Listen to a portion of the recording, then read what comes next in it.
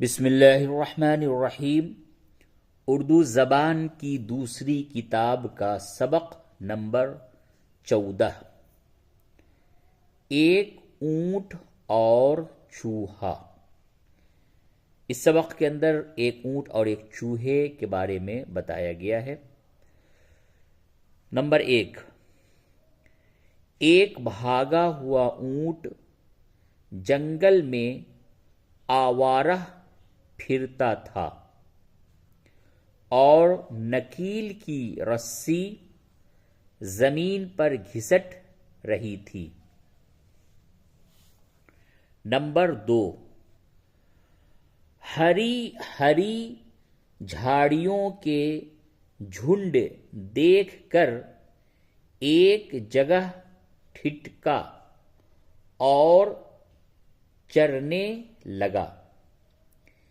ایک جنگلی چوہے نے موقع پا کر اپنے دانتوں میں اس کی ڈوری پکڑ لی اور چاہا کہ اونٹ کو اپنے گھر لے جائے۔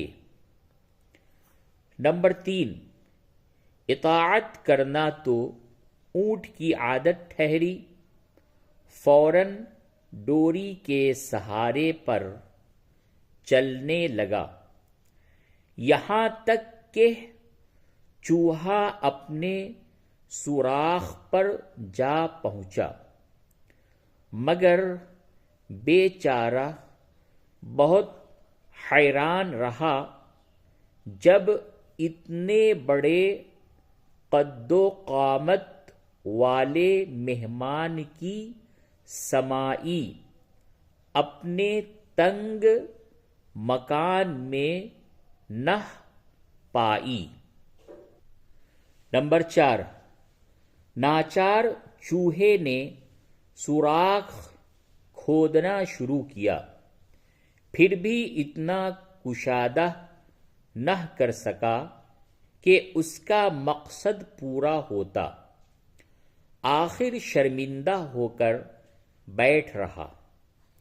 نمبر 5، شاید تم ہنسو گے کہ بڑا ہی احمق چوہا تھا جس نے یہ بیہودہ خیال باندھا اور بے فائدہ کوشش کی، مگر تم غور کرو کہ جو آدمی فضول اور بیہودہ کاموں میں اپنی عمر ضائع کرتے ہیں، کیا وہ اس چوہے سے زیادہ نادان نہیں ہیں؟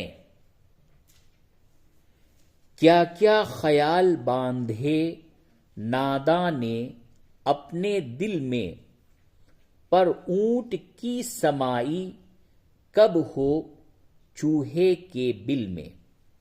یاد کرو ہجے اور معنی۔